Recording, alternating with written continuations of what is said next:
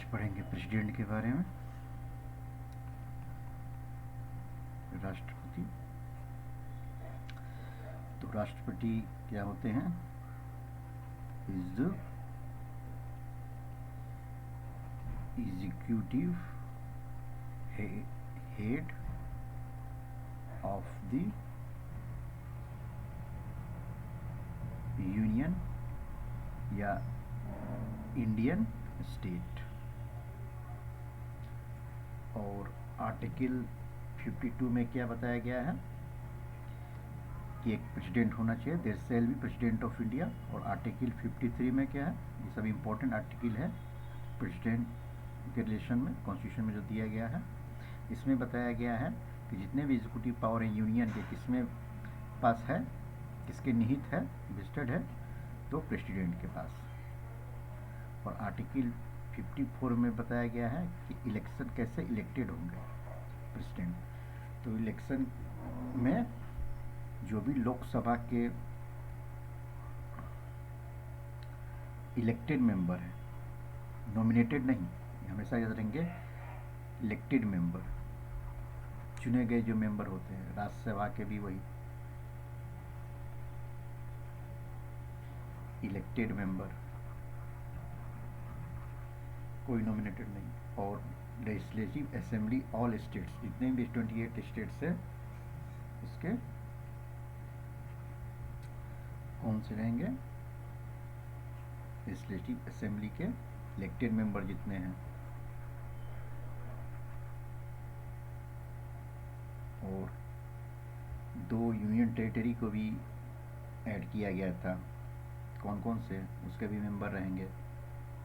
तो दिल्ली प्लस पुडुचेरी, इसको याद रखेंगे। इसके भी इलेक्टेड मेंबर जो होते हैं, लोकसभा के इलेक्टेड मेंबर, राज्यसभा के, legislative assembly of all state उसके इलेक्टेड मेंबर।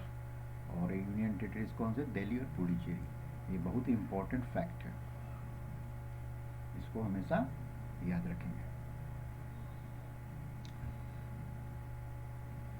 जैसे पार्लियामेंट किससे मिलके बना होता है, लोकसभा को क्या कहते हैं, पीपुल्स हाउस, या इसको कहते हैं लोअर हाउस, पीपुल हाउस। इसको लोकसभा को क्या बोलते हैं, पीपुल्स हाउस भी बोलते हैं। और फिर राज्यसभा, इसको अपर हाउस भी बोलते हैं।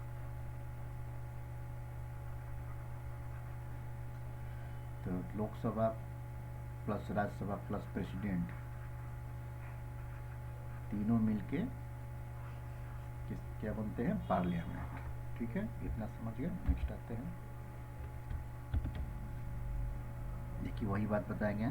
17th अमेंडमेंट जो 92 में हुआ था, उससे क्या हुआ था कि दिल्ली और पुडुचेरी भी इलेक्टोरल कॉलेज में शामिल हो गए। इलेक्टोरल कॉलेज मतलब क्या है, जो कि इलेक्शन जो हो प्रेसिडेंट का, और सबसे बड़ी बात है कि इनडायरेक्ट इलेक्शन होता है प्रेसिडेंट का, डायरेक्ट नहीं होता है। यानी कि वही जो मेंबर होते डायरेक्ट, हम और जैसे एमपी और एमएलए के लिए कैसे होता है, डायरेक्ट पीपुल वोट देते हैं, लेकिन इसमें नहीं। इसमें जो वही मेंबर होते हैं, Lok Sabha Rajya Sabha elected member, legislative assembly के ऑल स्टेट्स के, और पुडुचेरी दिल्ली के जो होते हैं मेंबर, वही करते हैं। और इलेक्शन होता है कैसे, in accordance with the system of proportional representation bye means of single transferable vote.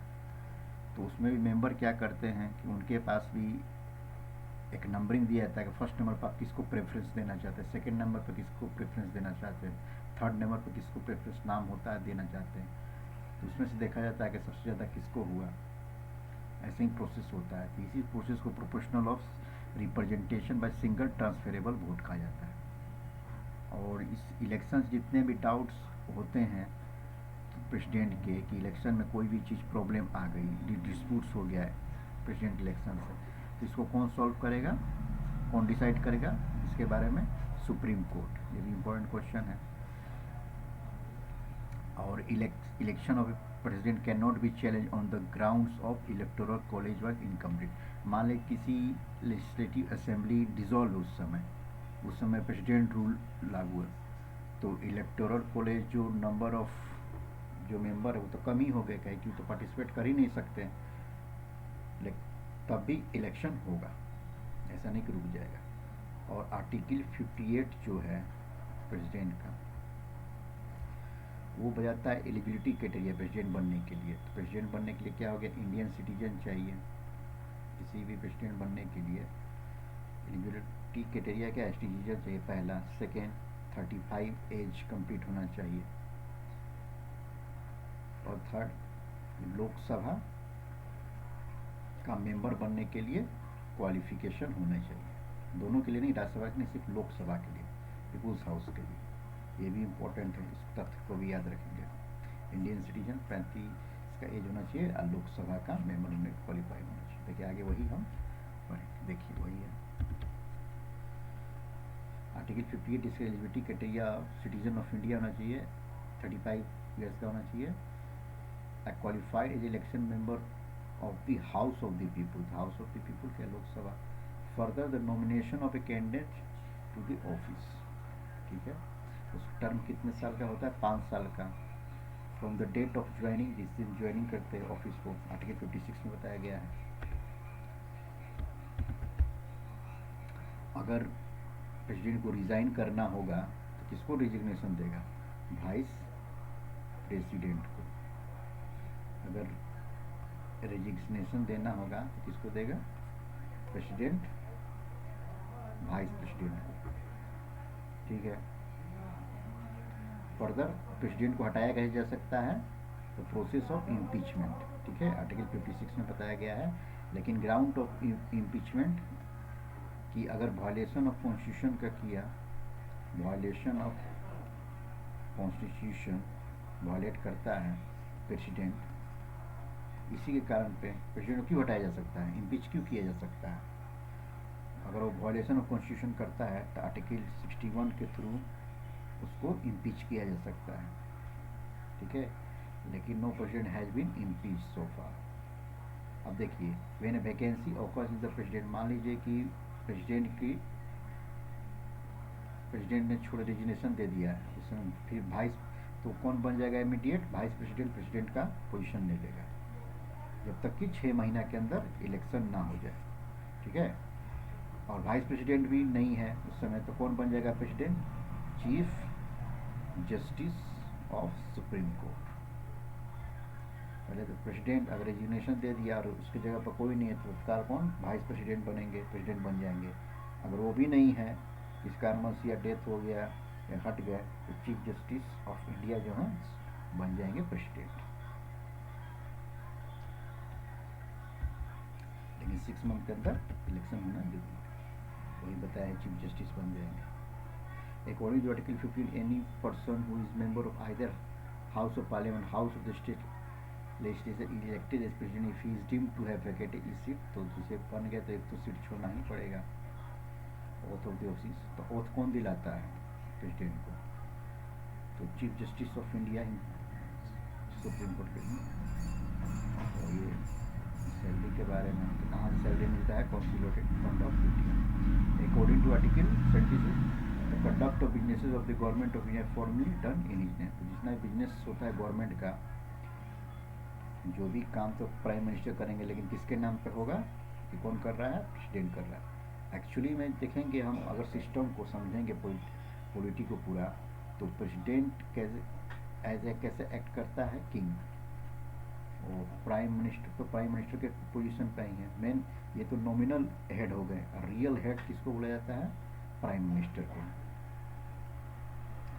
जैसे मान लीजिए कि चंद्रगुप्त मौर्य हो गए, वो किंग थे, और चाणक्य कहते हैं प्राइम मिनिस्टर थे, ठीक है। वो काम, सब काम कौन करेगा, प्राइम मिनिस्टर होगा, लेकिन किसके थ्रू होगा, किंग के थ्रू नाम पे। अब पावर क्या है, तो प्रेसिडेंट को कौन कौन से पावर होते हैं, लेजिस्लेटिव पावर होता है, ठीक है ना। कोई भी बिल एक्ट तभी बनेगा जब इसमें सहमति होगी राष्ट्रपति की, ठीक है ना, एसेंट ऑफ द प्रेसिडेंट। जैसे कोई भी बिल होता है उसको पास पहले कहाँ से होगा, लोकसभा और राज्यसभा, उसके बाद प्रेसिडेंट के पास जाता है। अगर प्रेसिडेंट नहीं अपनी सहमति दे तब बिल कोई एक्ट बनता है। अगर कोई एक भी जैसे राज्यसभा नहीं चल रहा या लोकसभा नहीं चल रहा है तो क्या करता है, आर्टिकल 1 to 3 से क्या कर सकता है, कोई भी ऑर्डिनेंस जो बिल को ला सकता है। बिल उस समय बिल को क्या बोलेंगे, ऑर्डिनेंस बोलेंगे। ऑर्डिनेंस मतलब कि विरगनी नहीं है कोई एक भी, और उस बिल को ला दिया, लागू कर दिया प्रेसिडेंट ने, ठीक है, तो उसको ऑर्डिनेंस बोलेंगे। प्रोमोलगेट बोलते हैं इसको, इस चीज़ को। लेकिन उसको विद इन 6 मंथ फिर क्या करना पड़ेगा, उसको इसको पास करवाना पड़ेगा। कोई भी बिल ला दिया और राज्यसभा लोकसभा में फिर से इसको पास कराना पड़ेगा, तो इसको देख लेंगे हम। और ज्वाइंट मीटिंग भी करवाता है प्रेसिडेंट के summon, he can summon joint sitting of both the houses of the parliament according to article 108। When a bill is sent to the president it has been passed by parliament, he can give his assent to the bill. और क्या कर सकता है, bill को रख भी सकता है, ठीक है, रिटर्न भी कर सकता है बिल को, लेकिन मनी बिल को नहीं। जैसे जनरल कोई बिल है उस बिल को रिटर्न भी कर सकता है, उसकी सहमति नहीं है कि फिर से रीचेक कर ले, लेकिन मनी बिल को रिटर्न नहीं कर सकता है क्योंकि उसको उस पर एसेंट देना ही होगा। If bill is passed by the parliament with or without amendment, president has to give assent to the bill। और उसके बाद बिल को एसेंट कर दिया तो क्या बन जाता है, वो एक्ट बन जाता है। मनी बिल को क्या नहीं भेज सकता, लौटा नहीं सकता है, रिकन्सिडरेशन, उसको एसेंट देना ही है प्रेसिडेंट। देखिए मनी बिल कहाँ इंट्रोड्यूस होता है, लोकसभा में ही इंट्रोड्यूस हो सकता है मनी बिल। और देखिए बताया जो आर्टिकल 1 to 3 के promulgate ordinance when parliament is not in session, the ordinance must be approved by the parliament within 6 weeks from its reassembly. मान लीजिए अगर कोई पार्लियामेंट सेशन नहीं चल रहा है तो कोई भी बिल को तभी भी पास मतलब कि इंट्रोड्यूस करवा सकता है प्रेसिडेंट, ठीक है। लेकिन जैसे ही सेशन स्टार्ट होगा पार्लियामेंट का, इसको पास करवाना उस बिल को 6 वीक्स के अंदर पास करना बहुत जरूरी हो जाएगा, तब वैलिड रहेगा।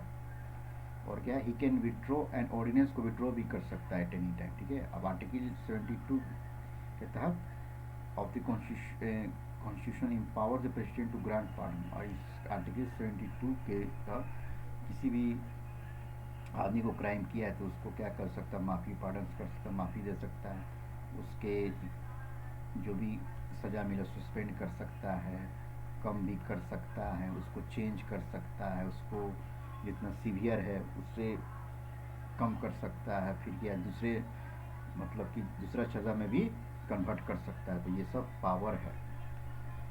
और डेथ पेनल्टी भी है किसी पे भी, सिर्फ प्रेसिडेंट के पावर पास होता है कि उसको रोक सके, ये भी इम्पोर्टेंट चीज़ है।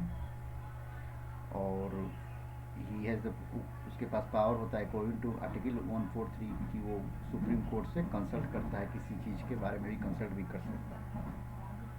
और किसी भी एरिया को, शेड्यूल एरिया को डिक्लेयर कौन कर सकता है, इसके पास भी पावर होता है, प्रेसिडेंट के पास भी पावर होता है ट्राइबल एरिया और शेड्यूल एरिया को डिक्लेयर करने का। ये सब इम्पोर्टेंट चीज़ है। और इससे सुप्रीम कमांडर होता है तीनों फोर्स का, आर्मी नेवी, कभी भी वार होगा तो तीनों कमांडर जो भी होंगे हेड प्रेसिडेंट के ऑर्डर पर ही एक्ट करेंगे। आर्टिकल 4 अमेंडमेंट्स 1976 में प्रोविज़न बनाए, president is bound by the advice of council minister headed by prime minister. जैसे ये प्रेसिडेंट हो गए और काउंसिल ऑफ मिनिस्टर हो गए, काउंसिल ऑफ मिनिस्टर का हेड कौन होता है, पीएम, तो बाउंड है कि इनके एडवाइस पे ही वो एक्ट करेंगे, काउंसिल ऑफ मिनिस्टर के एडवाइस पे ही प्रेसिडेंट एक्ट करेंगे। 44th अमेंडमेंट में क्या हुआ, जनता पार्टी ने एक्ट किया था, तो right the president to inquiry in the council of minister. जब जनता गवर्नमेंट उन्होंने कहा कि नहीं, जो भी अगर डिसीजन आपको कोई बोल रहे हैं लेने के लिए काउंसिल मिनिस्टर, तो इसको इंक्वायरी भी हो सकता है कि क्यों ऐसा करते, इंक्वायरी करने के लिए कर सकते। अब देखिए कौन कौन से, एक बार देख लेते, कहीं कोई पूछ भी देता है सीरियल वाइज कौन कौन रह चुके हैं। तो सबसे पहले डॉक्टर राजेंद्र प्रसाद,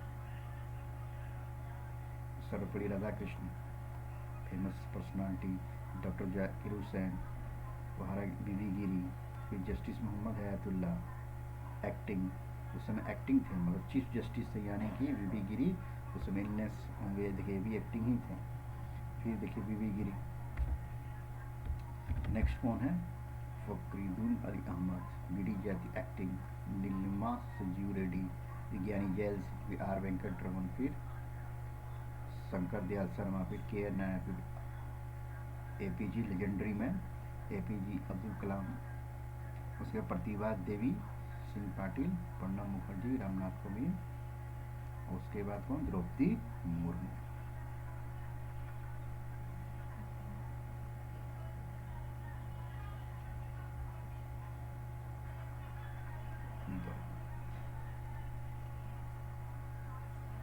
द्रौपदी मुर्मू जी बनी प्रेसिडेंट।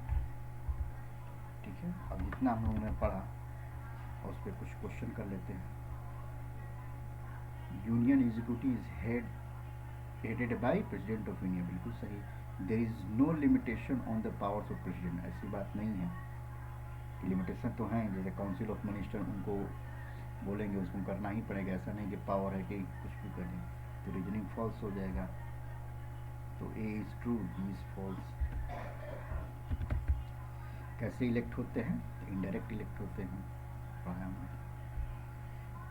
और सब कैसे इलेक्ट होते हैं, पीपुल के द्वारा, लेकिन ये कैसे होते हैं, इलेक्टेड मेंबर द्वारा, डायरेक्ट पीपुल से नहीं होते, लोगों से नहीं होते हैं, तो इनडायरेक्ट इलेक्शन। अब 2 यूनियन टेरिटरीज कौन से इंक्लूड किया गया था, बताइए, दिल्ली प्लस पुडुचेरी, तो कौन हो जाएगा, Delhi and Puducherry. The president of India is elected by indirect election, बिल्कुल सही। There is a provision of electoral college consisting of elected members of both houses of the parliament, elected members of the legislative assembly, सही है। Lok Sabha plus Rajya Sabha plus elected member of legislative all states,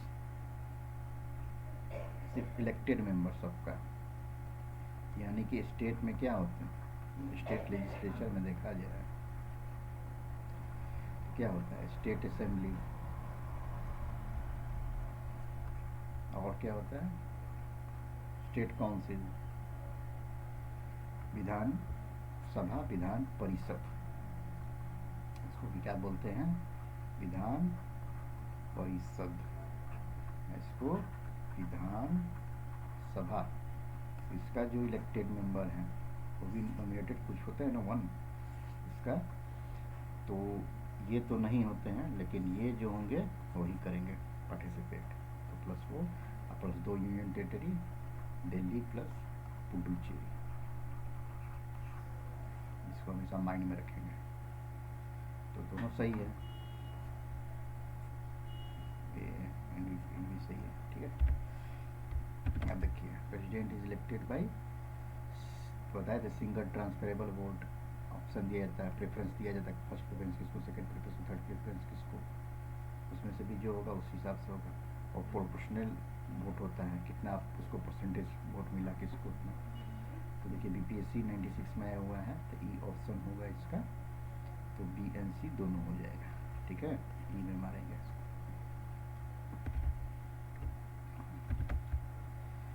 देखिए फिर वही question को घुमा फिरा कर दिया है, कोई elected member of both houses of parliament, elected member both houses of state legislature, elected member of the both legislative assembly of all state, ठीक है, elected member legislative assembly of Delhi and Pondicherry. तो इसमें कौन कौन सा हो जाएगा, elected member of both house of the state, देखिए स्टेट लेजिस्लेचर में एक ही तो होगा, तो दोनों हाउस का नहीं, विधान जो परिषद का नहीं, स्टेट काउंसिल का नहीं, ये तो गलत हो जाएगा। तो कौन सा हो गया, 1 तो सही है, इलेक्टेड ऑल स्टेट्स का लेजिस्लेटिव असेंबली का, ठीक है, इलेक्टेड ऑफ दिल्ली और पौंडीचेरी का, तो कौन हो गया, 1 3 4। एक जो समझा है उसी को इधर करके क्वेश्चन देगा, who among the following are not included, तो कौन इलेक्टेड देंगे, काउंसिल ऑफ स्टेट किसको बोलते हैं, राज्यसभा तो होंगे ही, ये लोकसभा हो गया, दोनों हैं, स्टेट असेंबली भी होगा, स्टेट काउंसिल विधान परिषद नहीं है। देखिए एक जो बताया उसी से कितने क्वेश्चन आ गए, तो यही क्वेश्चन ही आएंगे, और क्वेश्चन कोई बनेगा नहीं, कितना भी पढ़ें थ्योरी है, इसे ही क्वेश्चन आएंगे। अब देखिए फिर से वही electoral college, all the members to house of the parliament, all the elected members of the state legislative assembly, all the elected members of the all the governors and, इसमें कौन सा हो जाएगा, all the members of, all members तो नहीं होंगे, उसमें भी इलेक्टेड मेंबर्स होंगे। ऑल मेंबर्स में तो कौन कौन आ गए, इलेक्टेड भी, जो राज्यसभा में कितने नॉमिनेट होते हैं, 12 होते हैं ना नॉमिनेटेड, तो ऑल मेंबर्स, ऑल मेंबर्स तो नहीं होंगे, सिर्फ इलेक्टेड होते, तो all elected members state assembly, ठीक है, all the elected members of पीटीस नहीं, ये भी नहीं है, ऑल द गवर्नर्स एंड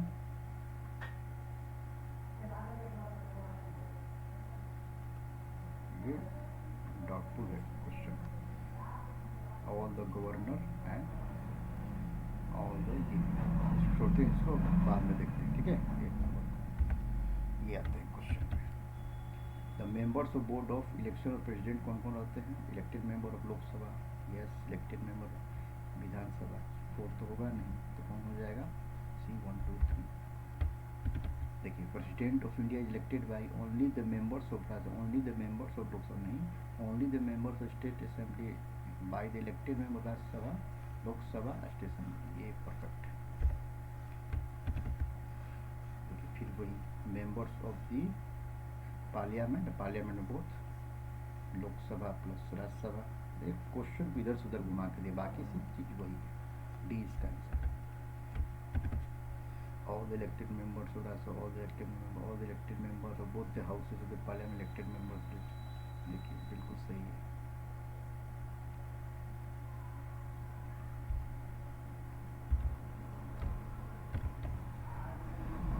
देखिए which one of the following is not correct, election member of the successor must be held before the expiry of the term of the incumbent president, सही है, president shall hold office for a term of 5 years, ये भी सही है, on the expiration of the term he continues to hold office until, हाँ जब तक कि दूसरा नहीं आता वो ऑफिस होल्ड करके रहता है। प्रेसिडेंट इलेक्शन में भी पोस्टपोन ऑन द ग्राउंड्स नहीं, देखिए अगर बताया था कोई लोकसभा नहीं, जो विधानसभा किसी भी स्टेट का अगर नहीं वहाँ पर मान लीजिए प्रेसिडेंट रूल लागू है, तो इलेक्टोरल कॉलेज तो कम ही हो गया, वहाँ के मेंबर तो मतलब देंगे नहीं, पार्टिसिपेट नहीं करेंगे उस समय, अगर डिसॉल्व हुआ है तो कोई तो मेंबर है ही नहीं उस समय बना हुआ, तो क्या होगा उस समय फिर भी इलेक्शन होगा, ये नहीं कि इनकम्प्लीट है इलेक्टोरल कॉलेज, कहीं कम पड़ गया जितना होना चाहिए, लेकिन फिर भी होगा इलेक्शन। मिनिमम नंबर, देखिए ये भी डाउटफुल क्वेश्चन है, minimum number elector needed to propose presidential election, सब क्वेश्चन को बाद में देखें। नेक्स्ट आइए, अब देखिए value of 1 vote of MLA, 1 MLA का वैल्यू कितना होता है, अगर कैलकुलेशन से करें तो इसका होता है total population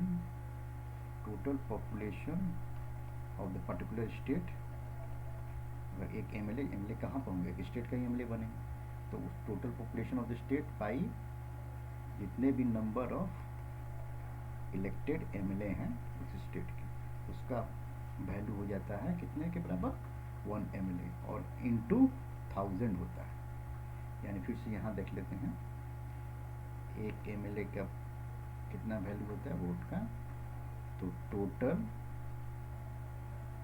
population of that state by total number of elected member उस स्टेट के जितने 1 एमपी के, और यहाँ पर इंटू 1000 कर लेंगे, इम्पोर्टेंट 1000, जैसे यहाँ पर 100 दिया, 100 नहीं होगा 1000 होगा, तो ये गलती हो गया। और एमपी का वैल्यू कितना हो जाता है, तो जैसे 1 एमएलए का वैल्यू हो गया इतना, तो इसमें करेंगे total value of the MLA of all state by total number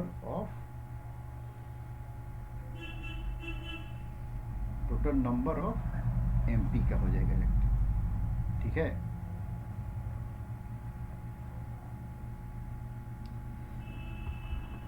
इसमें 1000 से गुना नहीं होगा।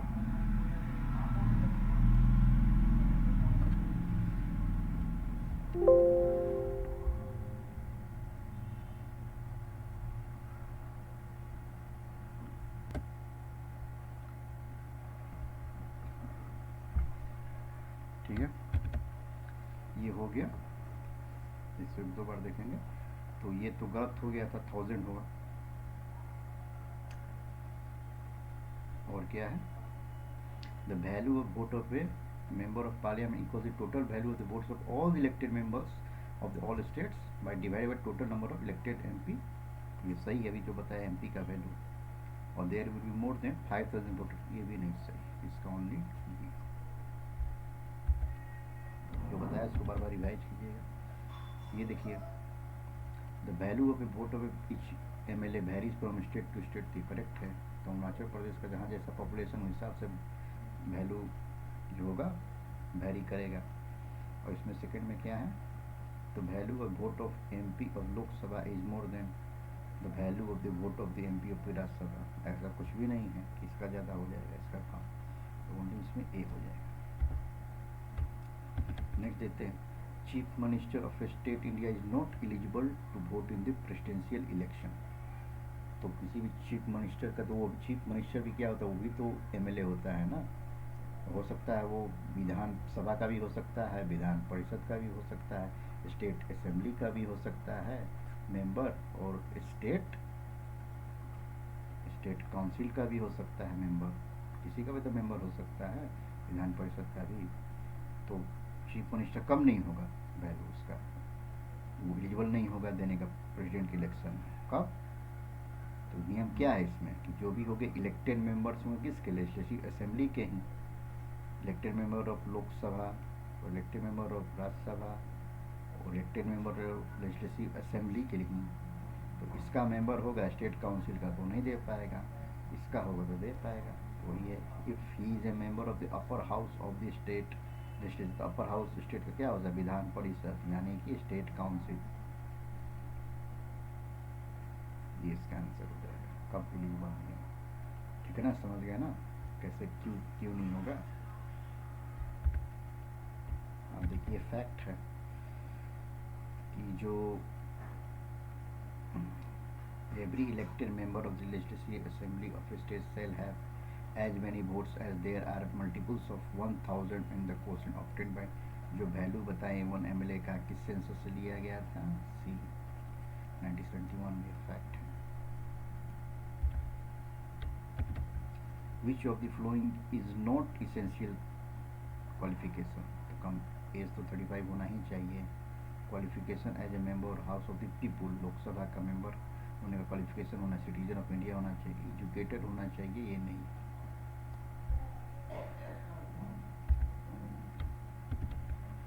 अब देखिए, प्रेसिडेंट बनने के लिए क्या चाहिए, he should be citizen of India by birth, ये भी जरूरी नहीं है, उसमें भी बहुत तरह का होता है नेचुरलाइजेशन। और ये 35 का एज होना चाहिए, ये सही है, ये गलत है। He should be qualified with election of the parliament. अब पार्लियामेंट में तो दोनों हो जाएगा, लोकसभा प्लस राज्यसभा। यहाँ पर पीपुल्स हाउस या लोकसभा दिया रहता तो सही रहता, इसी पार्लियामेंट दिया है, दोनों हो जाएगा, ये नहीं हो पाएगा। और बर्थ से नहीं, उसके पेरेंट्स भी हैं तो वो भी होंगे। आप पढ़े हैं, सिटीजनशिप पढ़ाए हैं, जाके वहाँ पढ़िए कि जरूरी नहीं कि बर्थ ही होंगे, पेरेंट्स भी आपके होंगे तब भी बन सकते हैं, यहाँ के कहलाएंगे आप। ओनली क्या होगा, 2। नेक्स्ट देखते हैं, ए मेंबर ऑफ पार्लियामेंट और state legislature be elected president, but क्या हो, उनको एक सीट तो छोड़ना ही पड़ेगा ना, we have to relinquish his seat as soon as he is elected. जैसे इलेक्ट हो जाते हैं आप तो 2 सीट थोड़ी ऑक्यूपाई कर सकते हैं, एक तो छोड़ना ही। Which article of the Indian Constitution prescribe the eligibility condition of re-election for the post? अब re-election भी होना है तो कौन से आर्टिकल के थ्रू होगा, आर्टिकल 57, ये तो याद करना ही पड़ेगा। नेक्स्ट देखिए, इफ देयर इज डिस्प्यूट, अगर हो जाएगा प्रेसिडेंशियल इलेक्शन में तो कौन करेगा इसको, बताया सुप्रीम कोर्ट ऑफ इंडिया। देखिए 38 BPSC डायरेक्ट एक्ट आ रहा है। Which of the following president was appeared before the Supreme Court when the Supreme Court was hearing? अब देखिए एक प्रेसिडेंट अपेयरिंग हियरिंग भी जो डिस्प्यूट हो रहा था इलेक्शन का उनका अपीयर हुए तो कौन सा फैक्ट है? VV Giri. The president holds office for term of 5 years। कब? जब से वो इलेक्टेड होते हैं या जब से पार्लियामेंट डिसाइड करता है? नहीं, जब से वो ऑफिस इंटर करते हैं। और किसको रिजिग्नेशन देते हैं प्रेसिडेंट? तो बताया था वाइस प्रेसिडेंट को। देखिए फिर भी क्वेश्चन है किसको देते हैं? तो वाइस प्रेसिडेंट को रिजिग्नेशन। तो प्रेसिडेंट ऑफ इंडिया को रिमूव कौन कर सकता है पोस्ट से? ठीक है, तो पार्लियामेंट ही, लोकसभा राज्यसभा। देखिए पूछा है 39 जेपीएससी पुलिस से 2 बार पूछा है, इंपॉर्टेंट क्वेश्चन। अब इम्पीचमेंट वाला जो होता है किस आर्टिकल से रिलेटेड था? आर्टिकल 61। इम्पीच कौन सा चीज करेंगे गलती? वायलेशन ऑफ कॉन्स्टिट्यूशन करेंगे तो इनको इनके महाभियोग जो चलाया जाता है, अभियोग है महाभियोग, इम्पीचमेंट इनके अगेंस्ट आर्टिकल 61 के तहत। विच one of the flowing articles of the Indian constitution deals with impeachment? तो कौन आर्टिकल 61? इसको याद कर लेंगे, बहुत इंपॉर्टेंट ये सब चीज़ें। आर्टिकल 61। फिर देखिए वही इम्पीचमेंट के बारे में पूछा है, कौन आर्टिकल? देखिए कितनी बार पूछी है, इसका मतलब article 61 is very important. Impeachment से रिलेटेड जो आएगा। President of India can be removed office even before the expiry of the term. ठीक है ना, इम्पीचमेंट के थ्रू अपने टर्म से पहले भी मतलब इनको इम्पीच किया जा सकता है। इम्पीचमेंट कौन कर सकता है? बाय एनी हाउस, लोकसभा से Rajya Sabha. Which one of the following has power to initiate motion of the impeachment? कौन कर सकता है? किसके पास पावर है? लोकसभा या Rajya Sabha? Speaker of the Lok Sabha किसके? तो both houses of the parliament, Rajya Sabha दोनों के पास पावर है। President can be impeached on the grounds of violating the constitution bye 2 houses of the parliament. ठीक है, गाड़ी और जिस चीज़ के लिए इम्पीच नहीं, वायलेशन ऑफ कॉन्स्टिट्यूशन होगा उसके पहले इनको इनके खिलाफ महाभियोग चलाने के पहले, इम्पीच करने के कितने दिन पहले इनको नोटिस देना पड़ेगा? हम आपके खिलाफ अगेंस्ट में पार्लियामेंट में आपके खिलाफ इम्पीच का प्रोसेस चला रहे हैं, 14 दिन पहले इनको इन्फॉर्म करना पड़ेगा। विच one of the following is a part of electoral college of president but not of the process of. देखिए हम इम्पीच करने के लिए भी कौन कौन से आएंगे मेंबर, कौन कौन से नहीं आएंगे। तो लोकसभा तो रहेगा ही इनको इम्पीच करने में, राज्यसभा तो रहेगा ही। लेकिन कंडीशन है कि देखिए चुनने में, इलेक्शन करने में तो वो रहता है, लेकिन जब इम्पीच करने की बारी आएगी, इनको जब हटाने की बारी आएगी तो उस समय पार्टिसिपेट नहीं करेगा। तो इनको चुनने के समय Lok Sabha, Rajya Sabha plus legislative assembly all state plus Puducherry Delhi के यूनियन। तो इसमें से जो ऑप्शन दिया हुआ है पार्टिसिपेट तो करता है चुनने में, लिखा हुआ part of electoral college of president but not process of impeachment में कौन है? स्टेट असेंबली है। ये तो जो होता है स्टेट तो चुनने में भी नहीं आता है, लेकिन ये चुनने में आता है, इनके खिलाफ अभियोग जो चलना हो नहीं होता स्टेट। लेकिन 96 में पूछ जाता है, लेकिन अच्छा क्वेश्चन है, यूपीएससी में दे सकते हैं, तो इसी समझ के पढ़ेंगे। तो प्रोसीड्योर ऑफ इम्पीचमेंट क्या है? क्वासी जुडिशियल, ये पूरा सुप्रीम कोर्ट में तो नहीं चलेगा इनको हटाने का, तो पूरा तरह से जुडिशियल नहीं है। कहाँ चल रहा है? पार्लियामेंट में चलेगा। तो क्वासी जुडिशियल मतलब कि जुडिशियरी फॉर्म में नहीं है, लेकिन एक्ट करेगा जुडिशियरी की तरह, उसको बोलेंगे क्वासी जुडिशियल। क्वासी जुडिशियल उसी को कहते हैं ना, कि जो जुडिशियरी नहीं है लेकिन एक्ट कर रहा है जुडिशियरी की तरह। तो पार्लियामेंट ही हटाने का प्रोसेस कर रहा है, सुप्रीम कोर्ट, हाई कोर्ट तो नहीं करता है। तो कहें कौन सा प्रोसेस है? Quasi judicial process. 39। और वैकेंट जो है कितना दिन के अंदर भर जाना चाहिए? जब प्रेसिडेंट हट गया तो 6 मंथ के अंदर भर जाना चाहिए। ये भी कितनी बार पूछा है, 1 ईयर के अंदर भरना चाहिए, 9 मंथ, 7 मंथ, 6 मंथ। फिर वही क्वेश्चन, देखिए फिर वही क्वेश्चन, रिमूवल के बाद कितने दिनों के अंदर भर जाना चाहिए? 1 मंथ नहीं, 8 मंथ नहीं, 9 मंथ, 6 मंथ। देखिए फिर वही, how long vice president act as president, जब तक कितने दिन के अंदर चुनना पड़ेगा हमको।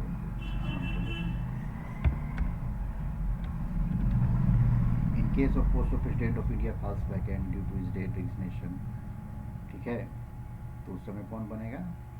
अब इनका पोस्ट खाली है, रेजिग्नेशन हो गया, तो उस समय कौन? Vice president.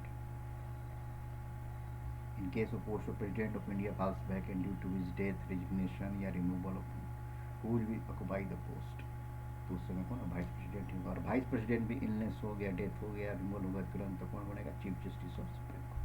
इसमें कंफ्यूज नहीं होना है। देखिए नेक्स्ट क्वेश्चन आएंगे। In the case of post of president of India falls vacant and there is no vice president भी नहीं है, also who among the following would be the president, तो कौन हो जाएगा? Chief justice of supreme court. 1 2 3 4 कितनी बार ये question आया है, ठीक है, बहुत इंपॉर्टेंट हो गया ये। प्रेसिडेंट की बात, अगर इलनेस हो गया, डेथ हो गया, तो वाइस प्रेसिडेंट है, वाइस प्रेसिडेंट भी नहीं है, या इलनेस डेथ हो गया तो chief justice of India. If the position of president, फिर देखो वही क्वेश्चन, तो कौन बोलेगा? Chief justice of India. ये आया है, बीपीएससी में आया है, आने का चांस है। If in India office of president vice president हो, देखो फिर वही क्वेश्चन, तो चीफ जस्टिस, देखिए 2 बार चीफ दिया है, तो गौड़ा के 2 इसमें नहीं मार देना, पूरा पढ़ना है। Chief justice of supreme court, यही सिली मिस्टेक हो जाता है। Who is the executive head of state of in India? देखिए executive head of state, state का मतलब वो स्टेट नहीं समझिएगा, इंडियन स्टेट, स्टेट जो कंट्रोल एडमिनिस्टर कर रहा है, गवर्न कर रहा है, वो स्टेट का मतलब ये स्टेट होता है। ये पॉलिटिकल टर्म है, ये स्टेट का मतलब राज्य नहीं, जैसे महाराष्ट्र, बिहार, ये ऐसा राज्य नहीं, स्टेट पूरा जो गवर्न कर रहा है। देखिए 44 head of the state in India कौन होता है? President. Which of the following articles of Constitution vests the executive power? देखिए 52 या 53, 52 में तो बताया था कि एक प्रेसिडेंट होना चाहिए, देयर शैल बी प्रेसिडेंट, एक प्रेसिडेंट होना चाहिए इंडिया, और इसमें ऑल पावर्स बेस्ट होते हैं। देखिए घबरा जाते हैं इसमें, ठीक है, ये तो पता चल गया कि नहीं, लेकिन इसमें घबरा जाते हैं, तो कौन होगा? 53। ये सिली मिस्टेक होता है। ऑल द एग्जीक्यूटिव मेंबर, देखिए ऑल जितना भी एग्जीक्यूटिव पावर होता है किसमें बेस्ट होता है? प्रेसिडेंट। अब देखिए which of the following has been vested with executive power of the central government under the constitution, तो प्रेसिडेंट में, ठीक है। देखिए किसी में तो आज 50 तक किए हम, ठीक है, इसको रिवाइज कीजिए, समझिए, जहाँ प्रॉब्लम हो रहा है कमेंट कीजिए, और प्लीज़ अगर आपको वीडियो में कुछ समझ आ रहा है, कुछ सीखने को मिल रहा है, सब्सक्राइब कीजिए। आप लोग देखते हैं सब्सक्राइब नहीं करते, प्लीज़ सब्सक्राइब कीजिए, ठीक है। बाकी जो बचा हुआ क्वेश्चन है और लगभग 65-70 है, आराम से धीरे धीरे इसको नेक्स्ट वीडियो में ख़त्म कर देंगे, ठीक है।